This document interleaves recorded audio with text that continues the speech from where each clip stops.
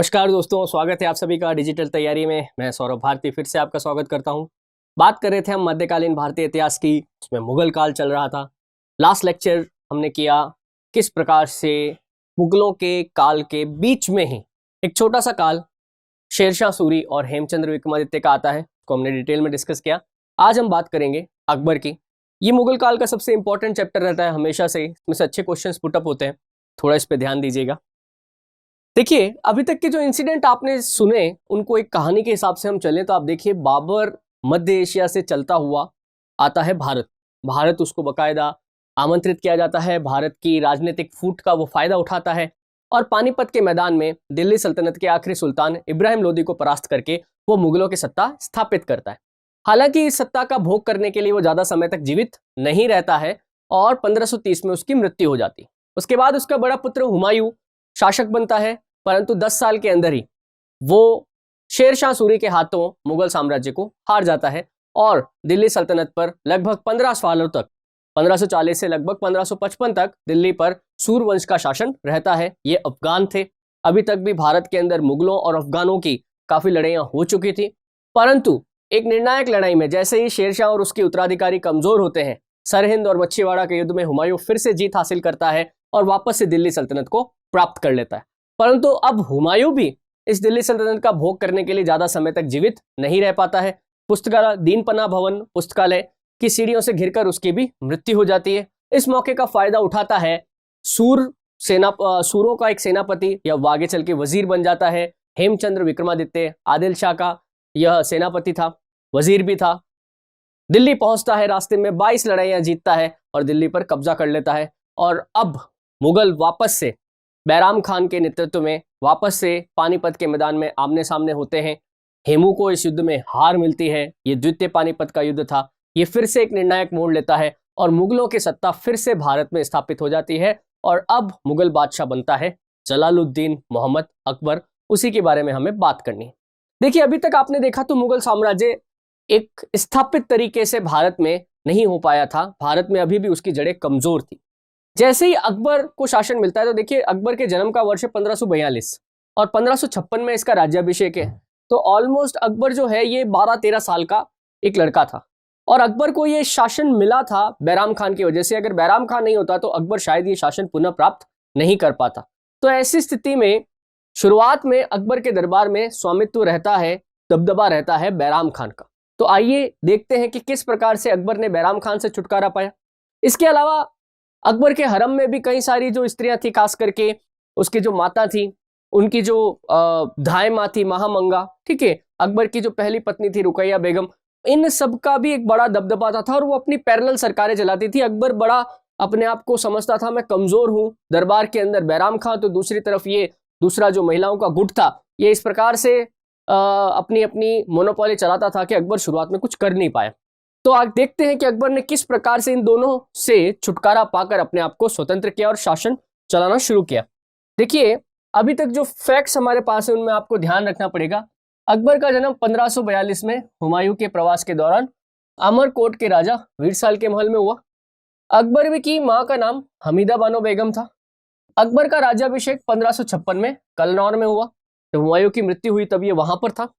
सिंहासन पर बैठते ही अकबर ने बैराम खां की सहायता से 1556 में पानीपत के द्वितीय युद्ध में विक्रमादित्य को पराजित किया। 1560 तक अकबर ने बैराम खान के संरक्षण में शासन किया। बैराम खान को उसने अपना वकील नियुक्त किया था, जैसे ये बातें मैंने अभी आपको करी। देखिए, 1556 तक 1560 तक बैराम खान का प्रभुत्व रहता है। हुमायूं का सबसे विश्वस्त आदमी था। हुमायूं तो अपनी जिंदगी में ज्यादातर ये जो अंतिम वर्ष रहे वो घूमता रहा, भटकता रहा, परंतु उसने अपनी तरफ से बैराम खां को हुमायूं का संरक्षक बैराम खां को अकबर का संरक्षक नियुक्त किया। अकबर ने भी इस जिम्मेदारी को बखूबी निभाया। उसने हर मौके पर अकबर को गाइड किया, अकबर को तैयार किया, युद्ध के लिए भी और कूटनीति के लिए भी। इस वजह से अकबर पर बैराम खां का बहुत अधिक प्रभाव था। बैराम खां के खिलाफ अकबर कभी जा नहीं सकता था। जब वो शासक बन गया तो अकबर जब राजा बन गया तब भी बैराम खां यही समझता था कि ये बच्चा है, अभी इसे कोई बात समझ में नहीं आती है। तो एक तरीके से अकबर का सिर्फ चेहरा था और शासन पीछे से कौन चला रहा था, सारे जो डिसीजन थे वो कौन ले रहा था, बैराम खां ले रहा था। तो पानीपत के द्वितीय युद्ध में भी विजय का अधिकतर श्रेय जो जाता है ना, ठीक है अकबर का नाम है, बट वास्तव में ये बैराम खां का प्रयास था कि पानीपत का द्वितीय युद्ध हो पाया। नहीं तो अधिकांश जो मुगल सरदार थे वो तो युद्ध करने के पक्ष में भी नहीं थे, वो हेमू से इतना घबरा गए थे। तो इसके बाद जो है बैराम खां का दरबार में प्रभुत्व हुआ। अब देखिए यहां पर एक अतका का नाम आता है। अतका क्या था? यह एक ऐसा सामूहिक वर्ग था जिसमें अकबर की धायमा, महामंगा, जीजी अंगा, अदम खान, यह आदम खां भी है, ये अदम खान जो है इन महामंगा का पुत्र था। अकबर की माता हमीदा बानो बेगम, शमसुद्दीन खां, साहबुद्दीन, मुल्ला मीर, मोहम्मद, ये सब लोग जो है बड़े सीनियर थे, हुमायूं के समकालीन थे। और अकबर एक बिल्कुल आप समझिए 13-14 साल के लड़की को कौन जो है अपने ऊपर शासन करने देगा, रूल करने देगा। तो ये सब अपना अपना एक अलग ही इनका गुट था और ये अपने आप ही अपना पैरेलल शासन चलाते थे। इन लोगों ने अकबर को बैराम खां के विरुद्ध उकसाना प्रारंभ किया। कारण क्या है? देखिए ये सब लोग जो है, ये महामंगा, हमीदा बानो, ये सब जो है ये पर्दे के पीछे रहा करते थे। ये दरबार में डायरेक्टली नहीं आ सकते थे, महिलाएं थी ना, पर दरबार में सारा प्रभुत्व किसका था? बैराम खां का था। तो अगर इन लोगों को अकबर तक पहुंचना है तो सबसे पहले तो बैराम खां को खत्म करना पड़ेगा। तो इन्होंने अकबर को यह कहना शुरू किया, इस अतका ने, कि बैराम खां जो है, अकबर कहने लगे कि बैराम खां अकबर को मारना चाहता है और खुद शासक बनना चाहता है। इस प्रकार की बातें होने लगी, कुछ के षड्यंत्र कर रहा है बैराम खां। तो एक दिन फिर क्या है, अकबर ने बैराम खां को स्पष्ट रूप से कह ही दिया। जब अकबर ऑलमोस्ट 18 साल का हो गया था, 1560 की ये बात है, एक दिन दरबार में अकबर ने सबके सामने जब बैराम खां ने अकबर की बात काटने की कोशिश की तो अकबर ने उसे याद दिलाया कि बादशाह कौन है। और अकबर ने एकदम ये कहते हुए कहा कि हम जानते हैं कि आपके योगदान को इस मुगलिया सल्तनत कभी भुला नहीं सकती और आपके कर्ज कभी चुकाए नहीं जा सकते, पर मैं भी अब बड़ा हो गया हूं, शासन करने के लायक हूं। तो अब मैं चाहता हूं कि आप अब ये 3 काम है आपके लिए, इनमें से कोई भी एक काम चुन ले।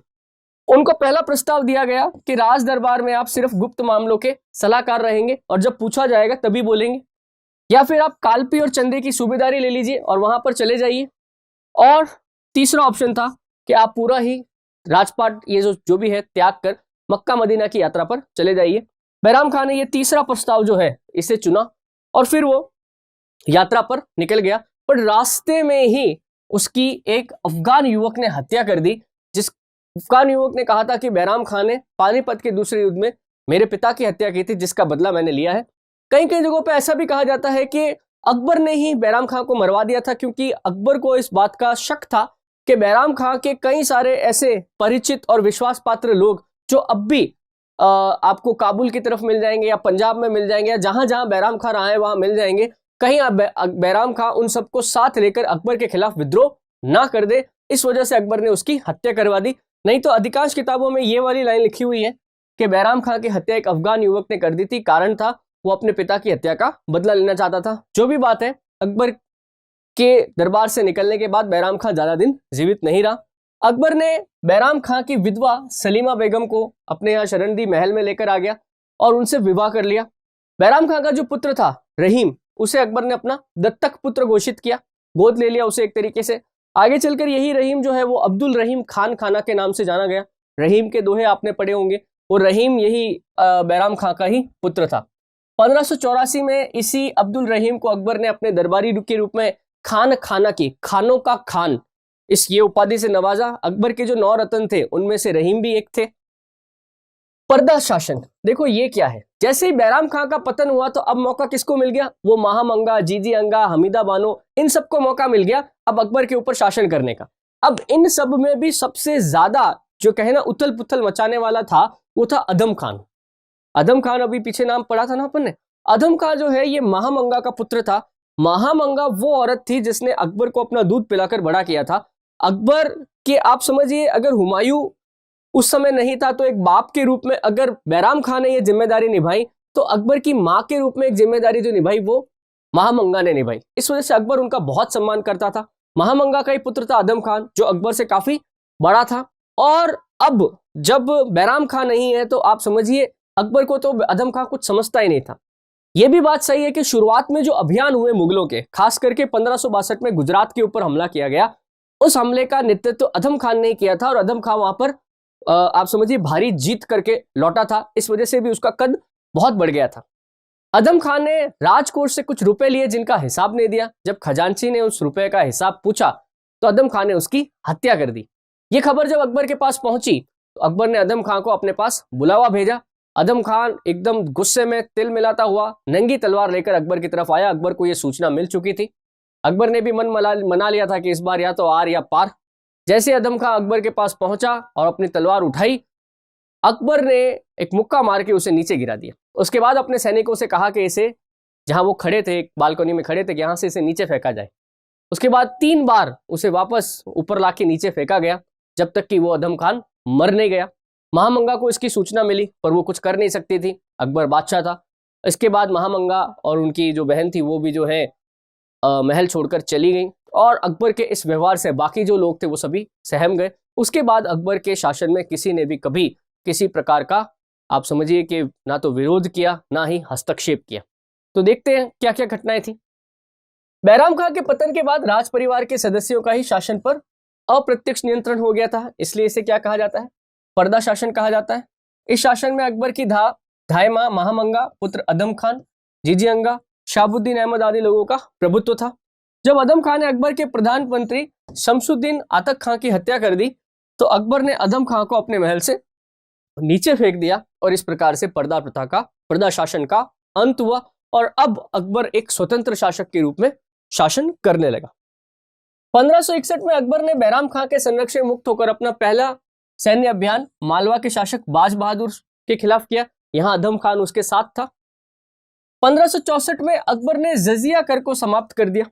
ठीक है, अकबर के समय उज्बेक मिर्जाओं और यूसुफ जईयों का विद्रोह हुआ। उज्बेक मिर्जा तो जो है ये अकबर के ही रिश्तेदार थे और यूसुफ जई जो है ये पठान थे। ये आज की तारीख में अफगानिस्तान और पाकिस्तान की जो सीमा है ना, फ्रंटियर एसोसिएशन इनको कहा जाता है। ट्राइबल एरियाज हैं, ये फाटा कहा जाता है, frontier association of tribal area. FATA प्रदेश है पाकिस्तान का, वहां पर ये यूसुफ जई जनजाति रहती थी, पठान थे, इन्होंने विद्रोह किया।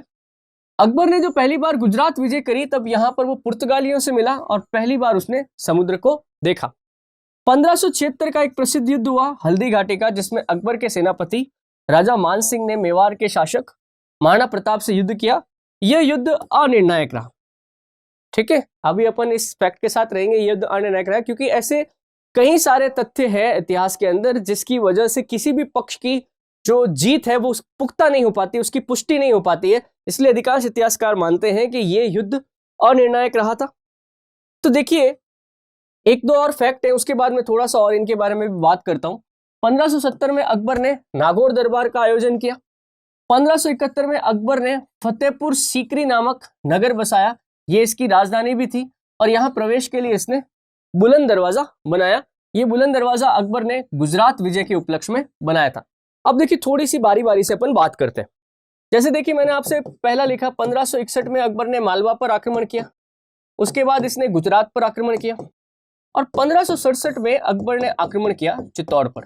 थोड़ी इसकी चर्चा करें हम पहले, चित्तौड़गढ़ वाले हमले की। देखिए, 1567 में जब अकबर ने चित्तौड़गढ़ के किले पर घेरा डाला, उस समय चित्तौड़ का शासक था महाराणा उदय सिंह। देखिए, उदय सिंह वह व्यक्ति है जिसने उदयपुर नगर की स्थापना करी थी 1559 में और मेवाड़ के अंदर जो सिसोदिया राजवंश की सत्ता थी उसको वापस से इसने मजबूत किया। मतलब क्या है इसका? देखिए, राणा सांगा की मृत्यु के बाद मेवाड़ बहुत ही कठिनाई के दौर से गुजरा है ना। उदय सिंह के जो बड़े भाई थे उनकी हत्याएं हो गई, एक दासी पुत्र बनवीर ने शासन पर कब्जा कर लिया, गुजरात के शासक बहादुर शाह ने मेवाड़ पर आक्रमण कर दिया तो इनकी मां कर्मावती को जौहर करना पड़ा। खूब सारी घटनाएं हुई, पर अंततः जोधपुर के शासक मालदेव की सहायता से उदय सिंह को मेवाड़ का राज्य वापस मिल गया, परंतु वो अभी भी स्थिर नहीं था। इस वजह से उदय सिंह ने हमेशा कोई भी बड़ी लड़ाई वगैरह होती थी तो उसे अवॉइड किया। 1547 में अफगानों का आक्रमण हुआ तो इसने स्वयं आत्मसमर्पण करके किले की चाबियां सौंप दी थी कि भाई आप आक्रमण मत करिए, जो कर वगैरह वसूलना वसूल लीजिए। ऐसा ही हुआ 1567 में। 1567 में जब अकबर का आक्रमण हुआ तो उदय सिंह जो है वो परिवार सहित किले को छोड़कर निकल गए और किले की सुरक्षा का भार जो है वो जयमल राठौड़ और फतेह सिंह सिसोदिया पर छोड़ दिया।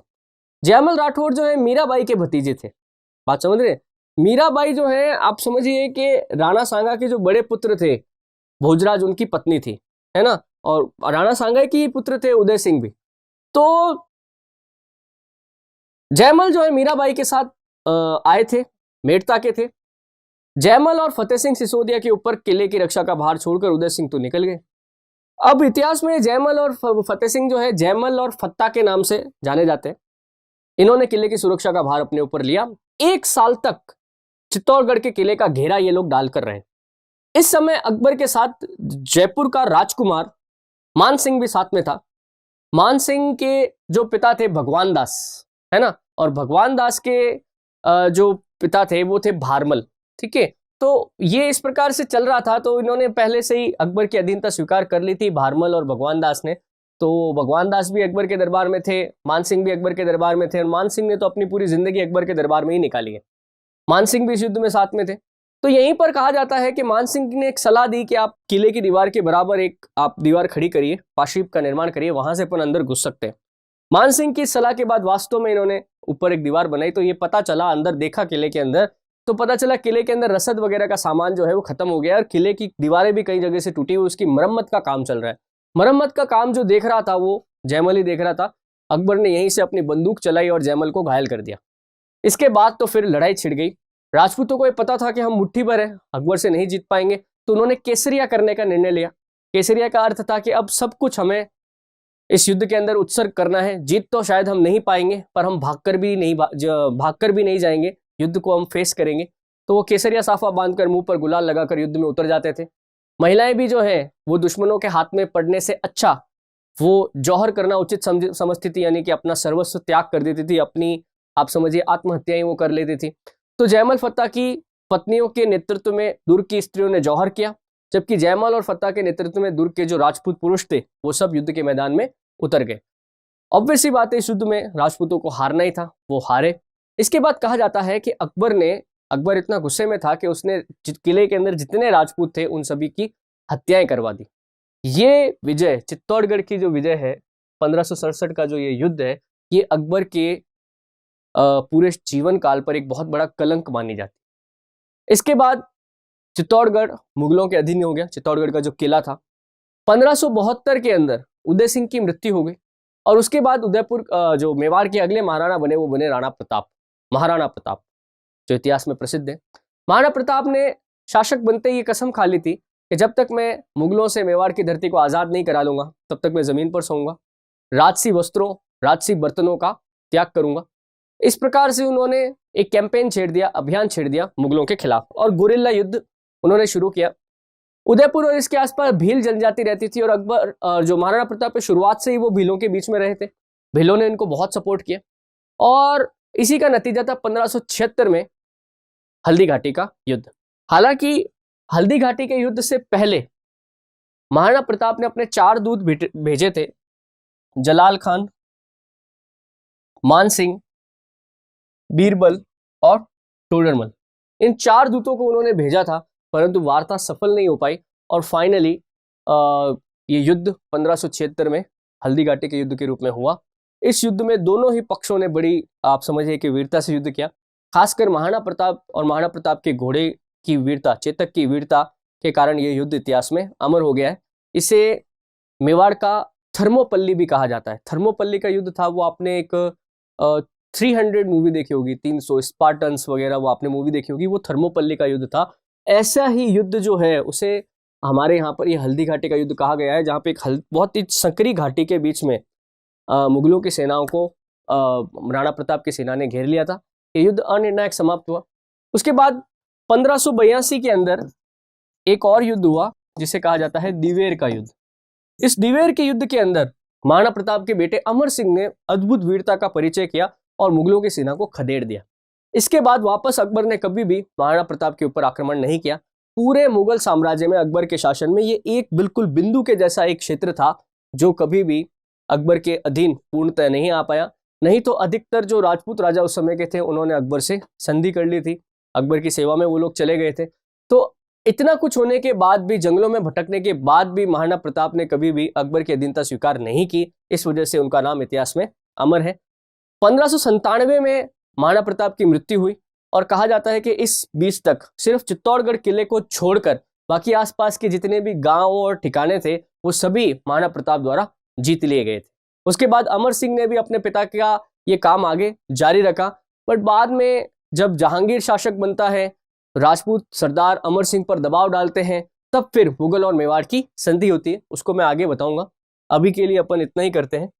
तो देखिए, अकबर ने बुलंद दरवाजे का निर्माण करवाया, ठीक है, बड़ा बुलंद दरवाजा था। इसी के अंदर बुलंद दरवाजे के में अंदर एक इमारत थी जिसे इबादत खाना कहा जाता था।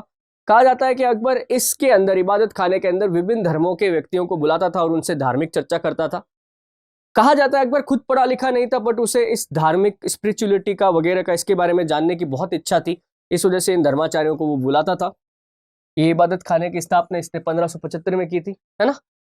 1582 में अकबर ने सभी धर्मों के उत्तम सिद्धांतों को लेकर दीन इलाही या तौहीद इलाही धर्म की स्थापना करी, परंतु इसे एक ही हिंदू ने स्वीकार किया, बीरबल। बाकी अकबर ने भी फोर्स नहीं किया बाकी लोगों को करने के लिए, ठीक है। अकबर का एक कवि था फैजी, इसने भी दीन इलाही धर्म को स्वीकार कर लिया था। अकबर का एक दरबारी इतिहासकार था अबुल फजल, जिसने आईने अकबरी, अकबर की आत्मकथा लिखी है।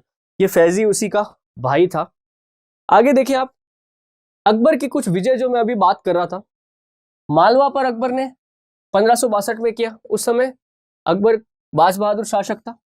गोंडवाना पर अकबर ने 1564 में, यहाँ की रानी दुर्गावती ने अकबर का बहुत ही वैलेंटली विरोध किया। अकबर ने यहाँ पर भी जो है गोंडवाना को भी जो है धोखे से जीता था। ये भी अकबर के जीवन पे एक कलंक है। राजस्थान में देखिए 1562 में आमेर हो गया, पहले जयपुर नहीं था, आमेर रियासत थी। आमेर के शासक थे भारमल, और इन्होंने ये क्या है, आमेर बिल्कुल आगरा के पास पड़ता था, है ना, तो इनको बहुत ज्यादा खतरा था, मुगल इन पे आक्रमण तो करेंगे ही करेंगे। तो भारमल ने क्या किया, अकबर की अधीनता स्वीकार कर ली। साथ ही अपनी एक पुत्री हरकाबाई का जो है, जिसका कहीं कहीं आपको नाम जोधाबाई भी मिलता है, उसका विवाह जो है उसने किसके साथ कर दिया, अकबर के साथ कर दिया। ये पहला संबंध था मुगलों का और राजपूतों का। अकबर ने भारमल के दत्तक पुत्र भगवान दास और मान सिंह को, जो उसका पुत्र था, भगवान दास का पुत्र कौन था, मान सिंह। भारमल ने एक्चुअली गोद लिया था इसको, भगवान दास को। आगे चलकर यही ये कछवार राजवंश जो है आगे चला। 1562 में इसने मेड़ता को भी विजय कर लिया। 1567 में तो घेरा डाला था, और 1568 में फाइनली ये युद्ध समाप्त हुआ। इसलिए 1567-68 दोनों वर्ष आपको मिलते हैं। इस समय मेवाड़ का शासक उदय सिंह था। ये सारी बातें हमने कर ली अभी, जयमल और फतेह सिंह वाली। नोट्स वगैरह आप बना रहे हैं तो आप इससे आप मदद लेकर नोट्स बना सकते हैं। हाँ, अकबर ने देखिए यहाँ पर राजपूतों का जो नरसंहार कराया, तो आप देखिए अकबर के दरबार में कई सारे राजपूत शासक भी थे, कई उनके राजकुमार भी थे। इससे अकबर की रेपुटेशन को धक्का तो लगा। तो अकबर ने कहा कि नहीं, कुछ भी हो, मैंने एक जीत हासिल करने के लिए जो भी सही था वो किया, पर जयमल और फतेह सिंह की वीरता को भुलाया नहीं जा सकता। इस वजह से उसने अपने आगरा के किले के दरवाजे पर जयमल और फतेह की पत्थर की, संगमरमर की मूर्तियां स्थापित करवाई। औरंगजेब ने इन मूर्तियों को तुड़वा दिया था, ठीक है। फिर देखिए रणथंभौर 1559 में जीत लिया। कलिंजर को इसने 1569 में जीत लिया। इसके बाद मारवाड़, बीकानेर और जैसलमेर, इन तीन बड़ी रियासतों ने जो है 1570 में स्वेच्छा से अकबर की अधीनता स्वीकार कर ली। यहीं पर मारवाड़ का भी काफी इतिहास चलता है। इस समय मारवाड़ के शासक मालदेव थे 1562 में, जिनकी मृत्यु हो गई। उनकी इच्छा के अनुसार राव चंद्रसेन मारवाड़ का नया शासक बना। उसने भी अकबर की अधीनता स्वीकार नहीं करी। एक्चुअली महाराणा प्रताप से भी पहले, महाराणा प्रताप ने जो अपने जीवन में किया ना, वो ऑलरेडी मारवाड़ का शासक चंद्रसेन कर चुका था।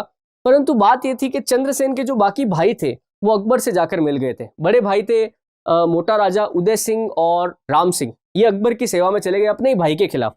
तो चंद्रसेन तो जंगल जंगल भटकता रहा। अकबर ने जो है ये स्वीकार कर लिया कि मारवाड़ के शासक मोटा राजा उदय सिंह और राम सिंह है। बदले में ये मोटा राजा उदय सिंह जो थे, राठौड़ वंश के थे, इन्होंने अपनी एक पुत्री जगत गुसाई, उनकी पुत्री का नाम क्या मिलता है, जगत गुसाई, का विवाह अकबर के बड़े पुत्र जहांगीर के साथ कर दिया था। आगे चलकर इसी जगत गुसाई से जो है, जगत गुसाई और जहांगीर का पुत्र शाहजहां हुआ, जो आगे चलकर मुगल सम्राट बना, है ना। तो ये सारी घटनाएं भी यहीं के। बीकानेर और जैसलमेर जो है, इनके शासकों ने भी मुगल सल्तनत को स्वीकार कर लिया, ताकि ये बड़े आक्रमणों से बच सके और अपने आसपास जनता का राजस्व का जो नुकसान होता था उसे बचा सके। तो आप समझिए कि ये रियासतें जो थी, खास करके आमेर, बीकानेर, मारवाड़, जैसलमेर, इन्होंने अकबर के साथ वैवाहिक संबंध भी स्थापित किए हैं। एकमात्र रियासत जो अकबर के अधीनता में नहीं आई थी वो मेवाड़ रियासत थी, अदरवाइज छोटे छोटे सारे हो गए थे।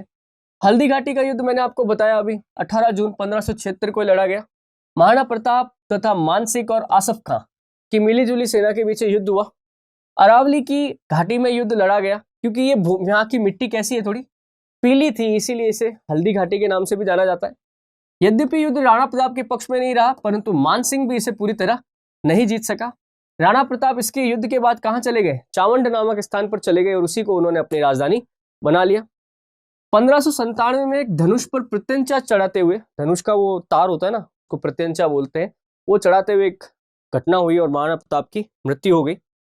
इनकी मृत्यु के बाद अमर सिंह ने युद्ध जारी रखा। इस प्रकार अकबर मेवाड़ को कभी भी पूर्णतः विजित नहीं कर सका था। यहां पे एक छोटी सी बात और कर देते हैं। महाराणा प्रताप की सेना में एक अफगान था, हकीम खां सूर, है ना, ये महाराणा प्रताप के हरावल दस्ते में था। हरावल दस्ता होता है सेना का सबसे अग्रभाग, सबसे आगे वाला भाग, जो सबसे पहले जाके भिड़ता है। उस दस्ते के अंदर हकीम खां सूर की भी पठानों की एक सेना थी। देखिए, पठान वैसे भी मुगलों के दुश्मन थे, बात समझ रहे? तो पठानों को तो उसी व्यक्ति का साथ देना था जो मुगलों के खिलाफ खड़ा हो, और मुगलों के खिलाफ उस समय महाराणा प्रताप के अलावा कोई खड़ा नहीं था। तो हकीम खां सूर जो है इनके साथ आकर मिले और उन्होंने भी अकबर के खिलाफ महाराणा प्रताप की पूरी सहायता करी। कई बार पूछ लेते हैं कि महाराणा प्रताप के हरावल दस्ते में कौन सेनापति था, तो आप याद रखेंगे हकीम खां सूर। ठीक है, फिर देखो आप, अकबर ने द्वितीय गुजरात अभियान किया 1572 से 84 में। प्रारंभ में अकबर ने स्वयं गुजरात का नेतृत्व किया। उस पर अधिकार करने के बाद उसने मिर्जा अजीज कोका को गुजरात का गवर्नर नियुक्त कर दिया, पर बाद में इसी व्यक्ति ने विद्रोह कर दिया। तो अकबर फिर दिल्ली से वापस तेज गति से 1573 में गुजरात पहुंचा और इस कोका के विद्रोह को उसने दबाया है। इसके बारे में इतिहासकार स्मिथ ने लिखा है कि यह संसार के इतिहास का सबसे द्रुतगामी आक्रमण था। मतलब अकबर बहुत तेजी से मार्ग में बिना रुके वो गुजरात पहुंचा था। इतनी तेजी से मूवमेंट के उदाहरण इतिहास में बहुत कम मिलते हैं। इस वजह से स्मिथ ने इसके बारे में लिखा है, एक संसार का सबसे तीव्र गति से, द्रुत गति से किया गया आक्रमण था। यहाँ पर फिर अकबर पुर्तगालियों से भी मिला, कैम्बे में समुद्र को भी देखा। इस समय तक पुर्तगालियों की बस्तियां यहाँ पर स्थापित हो सकी थी। देखिए, अकबर को माना जाता है कि वास्तव में मुगलों की शक्ति का वास्तविक संस्थापक जो था ना, वो अकबर था। कारण था, देखिए, अकबर ने राजपूतों से मित्रता करी ताकि जो चलने वाले संघर्ष थे उनको रोका जा सके। साथ ही साथ अकबर ने अपने शासन में भू राजस्व नीति, मतलब भूमि कर वसूलना, मतलब अपने जो सरदार वगैरह हैं उनको खुश रखने के लिए मनसबदारी की प्रथा, ये सब चीजें चलाई। उसने जजिया कर को समाप्त किया। ब्राह्मणों पर लगने, हिंदुओं पर लगने वाला तीर्थ यात्रा महसूल, तीर्थ यात्रा कर समाप्त किया। उसने कई सारे ऐसे काम किए जिससे धार्मिक समरसता स्थापित हो सके। उसको वो करने भी जरूरी थे, क्योंकि एज ए मुस्लिम अभी तक तुर्की और अफगानी मुस्लिम्स जो है वो भारत के अंदर घुल मिल गए थे। मुगलों को अभी भी आउटसाइडर माना जाता था, और साथ ही साथ क्योंकि वो मंगोलों के वंशज थे तो उनके ऊपर एक टैग था कि बहुत बर्बर हैं। इस वजह से अपनी छवि सुधारने के लिए अकबर ने वो सब किया जो किया जा सकता था, और वो इसमें सफल भी रहा। बात समझ रहे हैं? इसी वजह से अकबर को भारत के महानतम शासकों में से एक गिना जाता है, ये कारण थे। तो देखिए, अकबर ने टोडरमल जो है इन्हें भूमि बंदोबस्त में लगाया। टोडरमल को अकबर ने राजा की उपाधि भी दी थी। अकबर के शासन काल में 1571 तक 1580 के 10 वर्ष के आंकड़ों के आधार पर भू राजस्व का औसत निकाला और आईने दहसाला, ये दहसाला पद्धति जो है ये अकबर से जुड़ी हुई शब्द याद रखना आप, दहसाला पद्धति, और इसका श्रेय किसको जाता है? टोडरमल को जाता है। टोडरमल ने क्या किया? 10 वर्ष का औसत निकाला और उसके आधार पर उसने औसत का 1/3 भूमि राजस्व निश्चित किया। ये पहली बार कैलकुलेटेड था, नहीं तो हर बार क्या है कि थोड़ी बहुत चर्चा करके जो शासक था वो कर का ऐलान कर देता था। पर टोडरमल ने क्या किया? पूरा एनालिसिस किया। टोडरमल को खास करके शेरशाह सूरी की जो व्यवस्था थी, भू राजस्व व्यवस्था, वो बहुत अच्छी लगी, और उसने वहां से प्रेरणा लेते हुए अकबर के शासनकाल में मुगलों के लिए भी उसी प्रकार की भू राजस्व व्यवस्था को डिजाइन किया। किसान को भू राजस्व स्थानीय कीमत और स्थानीय उत्पादन के अनुसार देना होता था। इसे आईने दहसाला व्यवस्था कहा जाता था, या टोडरमल बंदोबस्त भी कहा जाता था। बात समझ रहे? जिस स्थान पर जितना उत्पादन होता था उसका एवरेज लेकर जो है ये कर वहां पर लिया जाता था। इससे देखिए नुकसान नहीं होता था। हर जगह पर वर्षा होना, जमीन का उपजाऊपन होना, ये सब अलग अलग था। कहीं पर भी एक जैसी परिस्थितियां नहीं थी, तो आप सबसे एक जैसा कर कैसे ले सकते हैं? तो यही वजह से अकबर की भू राजस्व नीति बहुत ज्यादा सफल थी। फिर देखिए अकबर ने पर्टिकुलर भूमि की नाप का प्रचलन भी शुरू करवाया। इससे पहले लगान निर्धारण से पहले भूमि की नाप कराई जाती थी। अकबर ने भूमि की पैमाइश हेतु पुरानी मानक इकाई सन की रस्सी से निर्मित सिकंदरी गज के स्थान पर इलाही गज का प्रयोग आरंभ किया। देखिए वो सिकंदर, आपने पढ़ा था सिकंदर लोदी, उसने सिकंदरी गज चलवाया था भूमि की नाप के लिए। अकबर ने इसकी जगह पर एक नया गज, भूमि नापने के लिए अलग अलग इकाइयां होती है भाई, गज आता है ऐसे एल शेप में, वो उसकी बात हो रही है। उसने इलाही गज का प्रयोग आरंभ किया। यह गज लगभग 33 इंच का होता था। ये सब आपको इतना याद रखने की जरूरत नहीं है, ठीक है, इतना कोई वैसे पूछता नहीं है। बस आप ये ध्यान रखना कि अकबर के शासनकाल में सिकंदरी गज के स्थान पर किसका प्रयोग शुरू हुआ? इलाही गज का प्रयोग शुरू हुआ। फिर देखिए मनसबदारी व्यवस्था, इस पे पक्का क्वेश्चन बनता है, इसको थोड़ा आप ध्यान रखें। देखो मनसबदारी व्यवस्था क्या है। पहली बात तो मनसबदारी व्यवस्था जो मंगोलों से आई थी, है ना। वहां पर क्या होता था कि कई सारे जो भी वहां का खान बनता था, मतलब सर्वोच्च पद था, अब उसके कई सारे भाई वगैरह होते थे, सब तो खान बन नहीं सकते। वैसा ही कुछ है जैसे राजा तो एक ही व्यक्ति बन सकता है, बाकी उसके जो रिश्तेदार है उनका क्या। तो उनको क्या करते थे कि सम्मान देने के लिए घोड़े रखना बहुत सम्मान की बात होती थी। बात समझ रहे? और कुछ जागीर दे देना ताकि उस वहां के वो जागीरदार हो जाए, वहां से कर वसूले, बहुत सम्मान की बात थी। अकबर ने इसी व्यवस्था को भारत में भी जो है लागू किया और इसे कहा मनसबदारी व्यवस्था। यहां ये सब दशमलव के उसमें चलती थी, मतलब 10 के गुणा में चलती थी, 10, 100, 1000 इस प्रकार से। अकबर ने क्या किया, मनसब का देखो सीधा मतलब क्या होता था, किसी को कोई ओहदा देना, ठीक है, उसे सम्मान देना, कोई पद दे देना, मनसबदार। इसके 3 स्तर होते थे। सबसे पहले तरीका का मनसब जो कहलाता था वो कहते थे उमरा, सबसे छोटा मनसब होता था।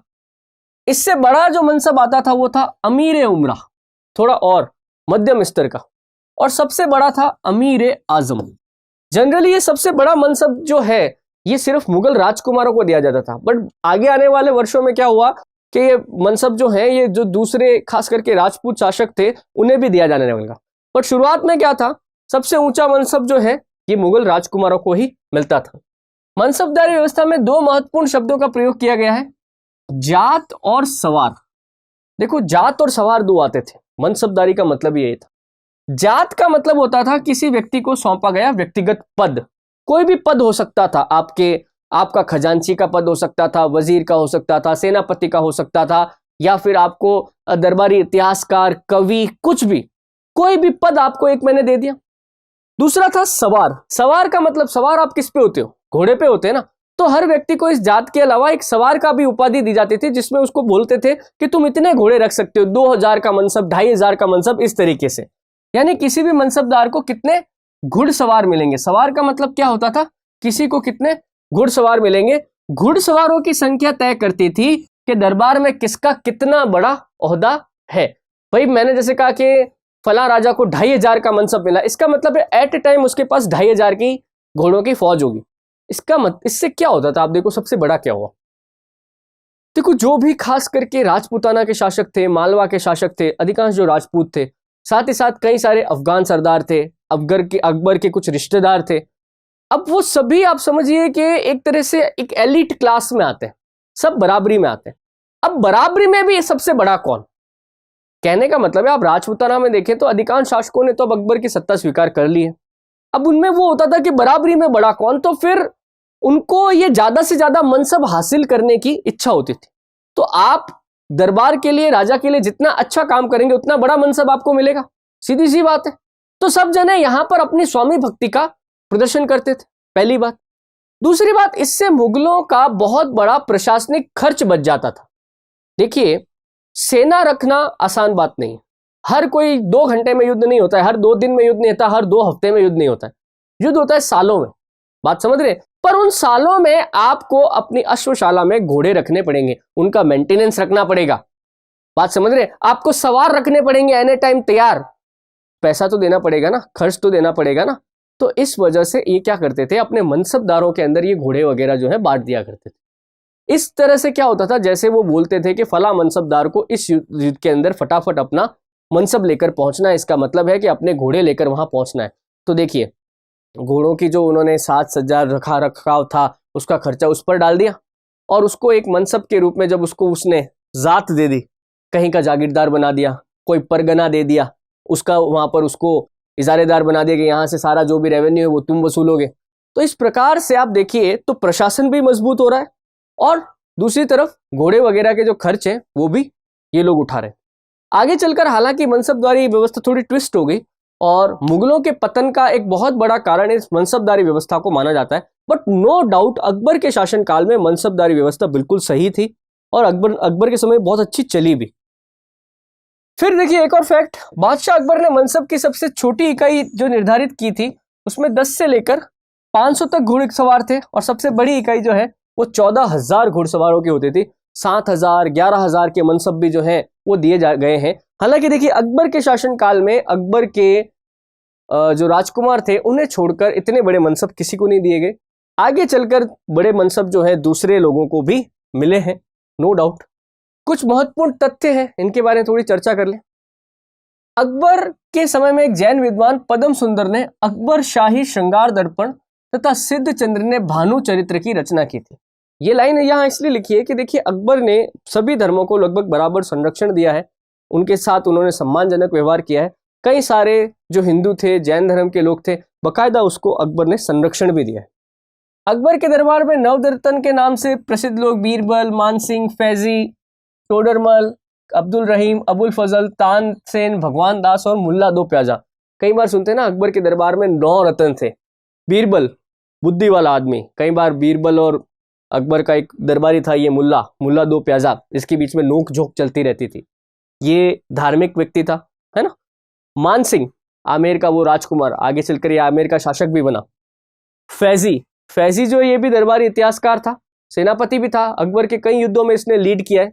ये इसका अबुल फजल का भाई था। अबुल फजल जो है इसने अकबर की आत्मकथा अकबरनामा या आईने अकबरी की रचना की है। फिर देखिए टोडरमल अभी आपने पीछे देखा, अकबर की राजस्व व्यवस्था का आधार स्तंभ, अकबर का जो रेवेन्यू सिस्टम स्थापित किया वो इस व्यक्ति ने किया है। अब्दुल रहीम मैंने आपको बता ही दिया, बैराम खां का बेटा था। साथ ही साथ इसने रहीम के दोहों की रचना करी, और ये सैनिक के रूप में भी, एक सेनापति के रूप में भी अकबर के कई अभियानों में इसने भाग लिया है। तानसेन आपको पता ही है, म्यूजिशियन, संगीतकार, है ना। इसके तानसेन के गुरु का नाम था हरिदास, ध्यान रखिएगा। तो ये अकबर के 9 रत्न थे। अबुल फजल ने आईने अकबरी अकबरनामा की रचना की। दहशाला व्यवस्था को लागू करने के लिए, दहशाला व्यवस्था भी पढ़ी थी ना अपन ने, टोडरमल वाली, उसे लागू करने के लिए करोड़ी जिला अधिकारी की नियुक्ति की गई थी।